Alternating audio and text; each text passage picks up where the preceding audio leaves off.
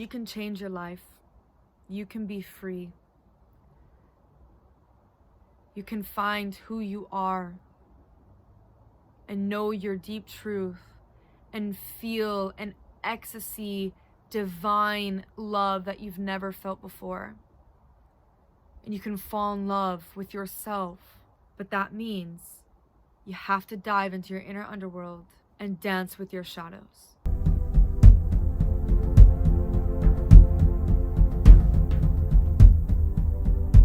Hello, beautiful beings. Welcome back to my YouTube channel. You are most welcome in this safe and sacred space with me. My name is Maya, and I am a shamanic practitioner, and I specialize in shadow work. I take clients down into the underworld to face aspects of themselves that they do not see or understand, and to bring that into sacred union with their light so that they can be fucking free and embrace a more joyous, beautiful, magical life.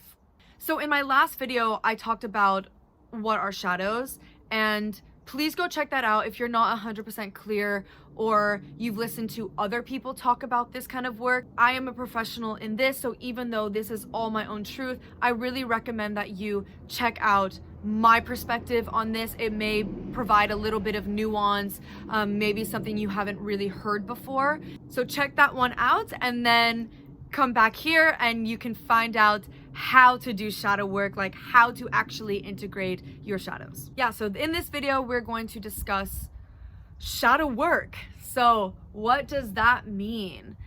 So shadow work really has a 4-step process that I will talk about, but it really is about, in esoteric terms, taking that shadow, what is in the unconscious realm, those things that are not loved, not seen, that's been deeply repressed, and bringing it into sacred union with the light aspect of that self, creating that shadow. So they come back together in union like the yin and yang. Shadow work can help you to not only become aware of the patterns that you are doing in your life, but it can also literally change the way in which situations show up for you. It can literally change the way in which you create your life. Because as I discussed in my other video, your shadows are creating your reality.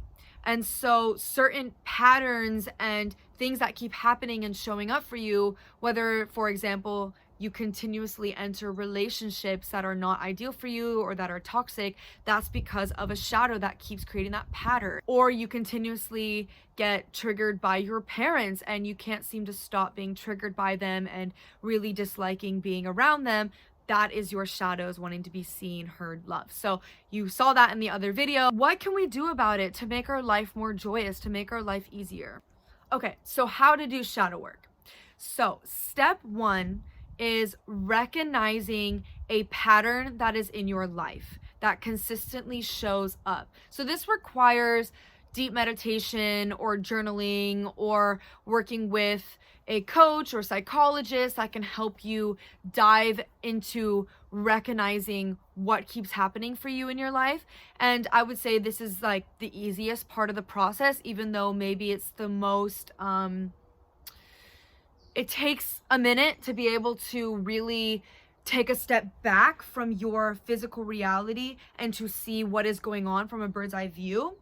But yeah, the first step is really recognizing that pattern. So ways to recognize the certain patterns you have, I believe that the patterns that show up in our life are the shadows in us that are really screaming to be seen and to be integrated. We have an infinite amount of shadows. And so these are the ones that you want to start working with first.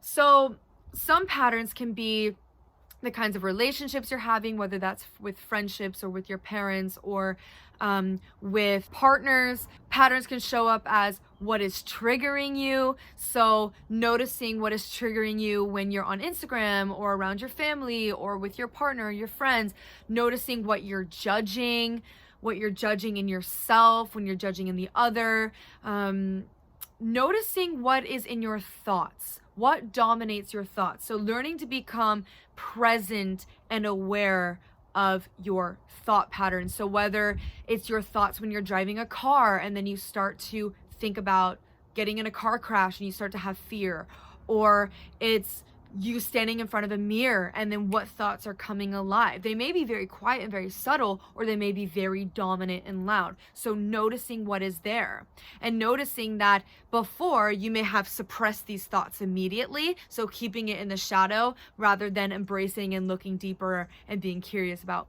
why is that thought there. So that brings me to step number 2 is, okay, now I recognize this pattern. So what is the shadow that is charging that pattern, that is creating that reality or reaffirming that belief? So for example, you recognize the pattern that you constantly get in relationships that are not ideal for you. Let's say they are toxic relationships.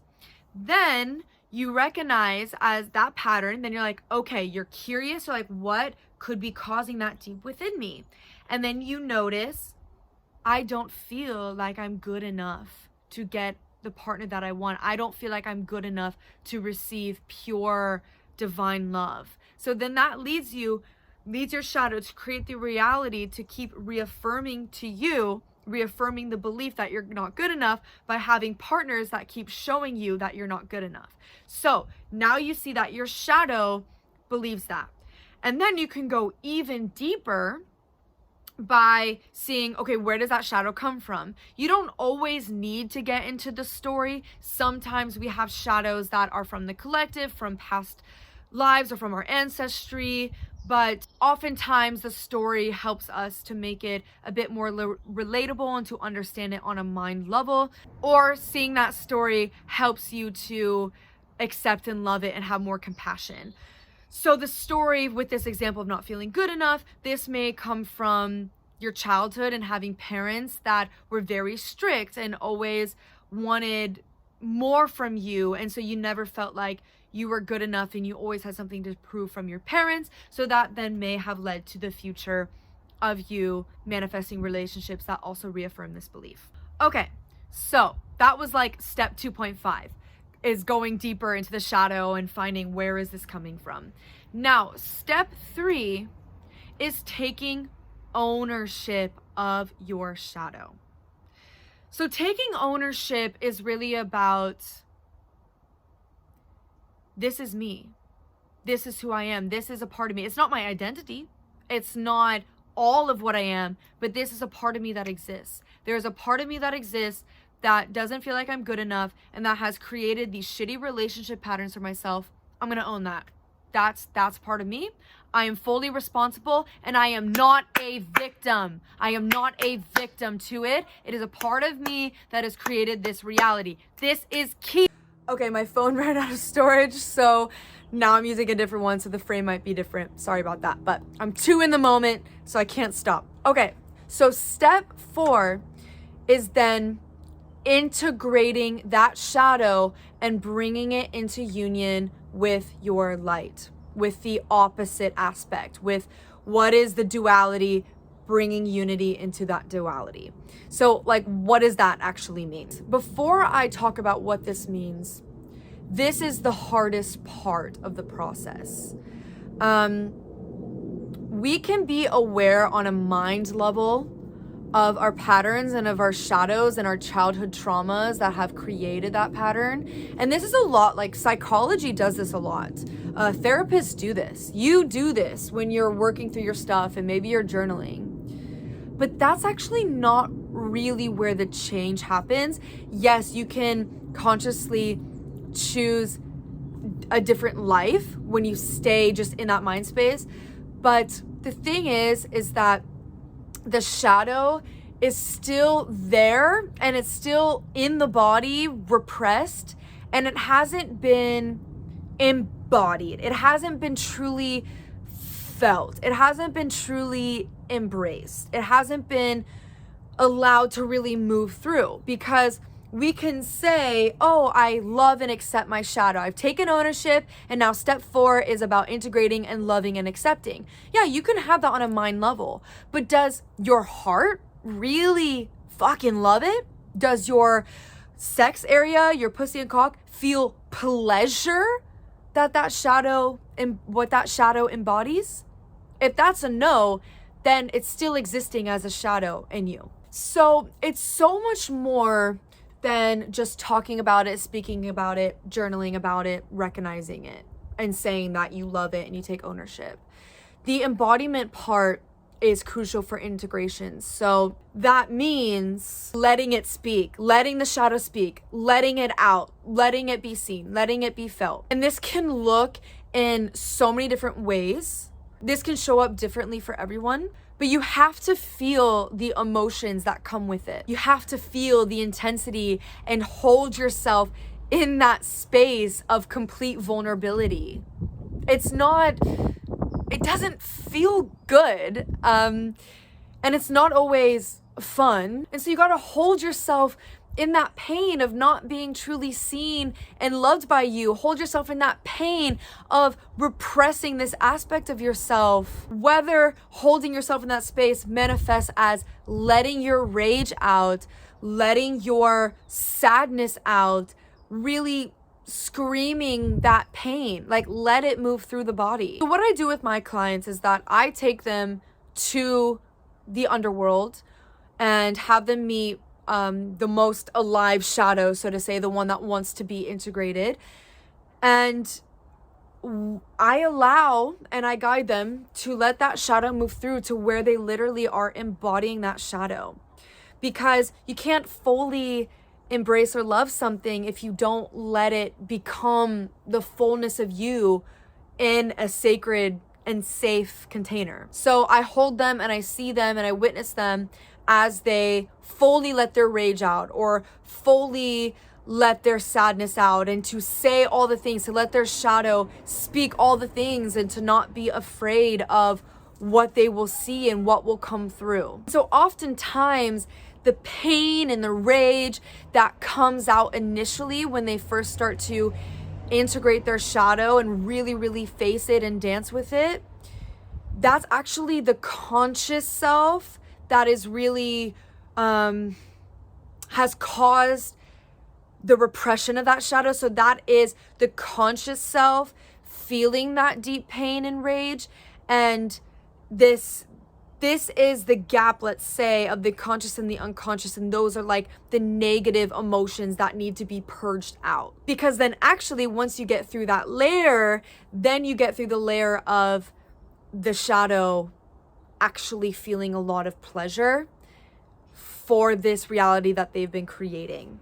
And so talking about the pleasures of shadows, I have already done a video on this, so I'll link that here. This is a really, really juicy one to watch and a very important step in the true embodiment and embracing truly our shadows and truly integrating it. So anyways, just to repeat myself, it's about actually letting that energy move through and then bringing that into love and acceptance. Anyone can do shadow work. Some people can read a book, find some specific practices, or do a guided meditation and or guide themselves and just go for it. Other people need actual assistance and training. The important thing is that you create the safest container for yourself possible. It's very tricky territory, and we didn't grow up in a society where we were taught how to hold our emotions, how to hold ourselves. So for me, I do shadow work all the time on my own, but I also have shamanic training, and I know I can trust myself to hold myself in a space. Other people, they also feel that way too, whether they walk my same path or a totally different path. And then other people, they need coaches, they need practitioners like me. I also, for some way more intense shadows, I definitely love when someone holds space for me. I've done shadow work and trainings with coaches as well. So it's not just because I'm a shamanic practitioner, I don't need help. It really depends on what I am working through, because there are endless amount of shadows and you can go really, really deep, and it can be quite intense to get into this space.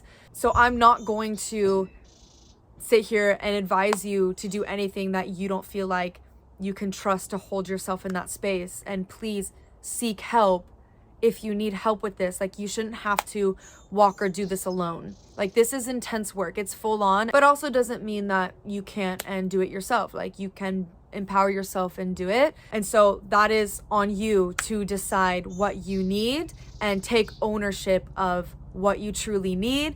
And also look at some of the shadows, thinking maybe you're one of those people who are like, I don't need help from anybody. Well, that can be a shadow that really says that, saying that you don't feel like you're worthy of receiving or you don't trust the other. So there's also that too.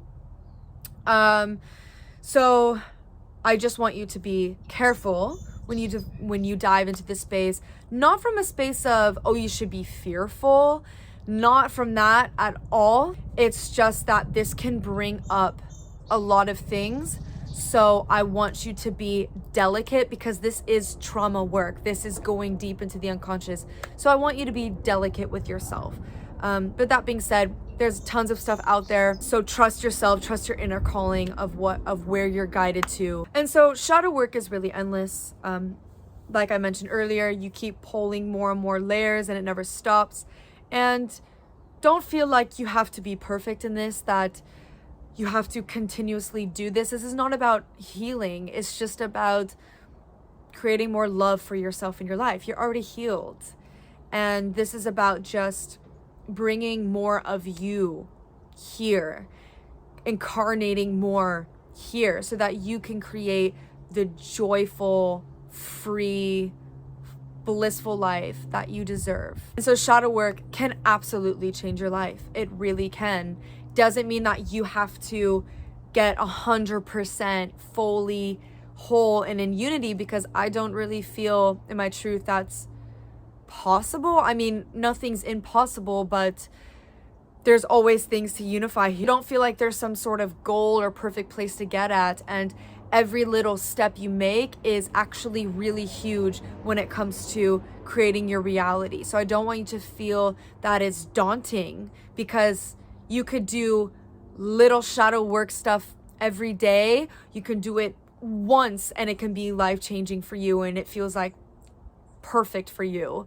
For me, since this is my passion and my work and I'm here to guide others in this, and it's really my truth and my path as a shamanic practitioner, it is my job and duty to do some of the deep stuff of working with the darkest energies on this planet. I mean, the most dense and intense, that is really on a collective level, because I really believe that what exists outside, it exists inside. So I'm doing that work to go deep, but I am fully devoted, and it is my path, and that may just not be your path, and it doesn't have to be your path or your truth. But I really believe the more of us that integrate our shadows and take ownership of these deeply repressed parts of ourselves, it will absolutely create a safer world. It will create such a safer place when more beings are more conscious of all these different aspects that exist inside of them. And personally, if I'm being totally honest, I don't really fucking trust anyone who doesn't do shadow work and who doesn't take ownership of their inner darkness, who doesn't have the capacity to have some sort of presence and awareness of the wholeness of their being and what exists inside of them, and willing to show up and look at patterns. Doesn't mean that they have to fully be aware. I'm not fully aware of all my patterns, of course not. But I don't trust anyone who isn't willing to show up and look at those patterns, and who aren't afraid to take ownership, step up, and have those uncomfortable conversations, especially when it comes to relating with another person. And I definitely do not date men who don't own this kind of self-power, because for me, it just feels extremely unsafe to relate with someone, especially sexually, if they are not aware of what can be repressed in their sexuality, because I want to prevent myself from getting hurt and getting abused. And also, if they can't face their own demons, then they definitely cannot dance with mine, and I won't be loved and accepted, and I won't be able to have a safe space to fully express and let all of who I am to be in that place. So that wouldn't be fun for me. Now, this is not judging. This is not shaming. Just when I say in my personal experience that I don't trust this and I don't date men or relate to people like this, that is not that I'm judging them or shaming them. It's not our fault that we weren't given the proper tools to do this kind of work. And I also take ownership that this is my path. Like, this is my life's work. And I get to have a lot of space and time to do this kind of depth. So I don't fucking expect most people to be willing to go there or to have any sort of knowledge on this kind of stuff. And it definitely doesn't make me better. It doesn't make me on a higher pedestal, more elevated, more conscious. Like, I hate when the spiritual community, and this is me judging, so there's my shadows there, but I really don't like when the spiritual community has that ego where I'm better because I do this work. It's just, for me, I just don't trust, and I just prefer not to relate to someone who doesn't walk that kind of path, because if that is how I experience my reality, then it would be really hard to relate to someone who doesn't experience that kind of a reality where they deep dive into their inner worlds and have presence and awareness of their inner world, because my conversations and relating will stem a lot around that and the uncomfortable conversations that need to be had when it comes to this kind of work. And that being said, relationships are the best way to find out where your shadows are and what triggers you, especially romantic relationships, because when sexual energy is at play, things are a lot more supercharged and you're getting really deep into the depths of your body. So anyway, that is all my truth around this. There's gonna be many more. Like I mentioned earlier, in shadow work, there's so many nuances, and this video is very broad. So don't feel hard on yourself if you aren't really getting it or you're not really able to see anything. Like, that's totally cool where you're at. No judgment there and no shame whatsoever. This is a very broad video and I get that. So if you have any questions, let them down below in the comments. I want to hear you. I want to help you. I'm really in service to you. And I can also make more videos that are more specific to help maybe specific patterns, specific shadows, and really to help you work with that. But shadow work is always still a very unique journey. Your shadows are a very unique thing.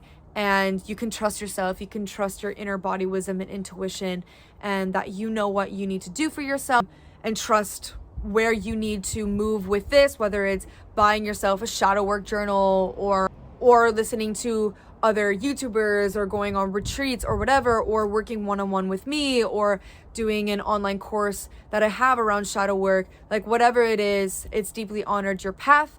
And I'm just really here to be in service for you. So yeah, much love. Thank you for making it to the end of this video. I really appreciate it. Like, thank you for showing up for yourself and having just an open mind, curiosity, and willingness to do the hard work to create a more beautiful and safer planet for us all. So thank you, thank you. Much love to you, brother, sister, they stir. Take care. Mwah.